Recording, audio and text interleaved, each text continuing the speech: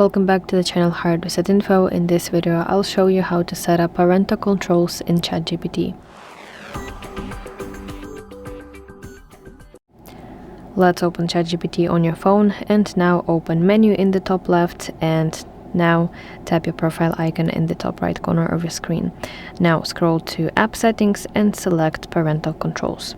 Let's press add family member and decide if you want to invite your family member by email. If it's email, then enter it right here, or if you prefer to use phone number, then enter it here in this field.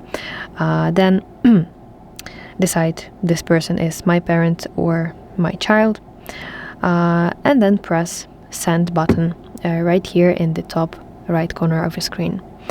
So that's how it works. Thank you so much for watching this video. Leave a like and subscribe to our channel for more content like this, and see you in the next one.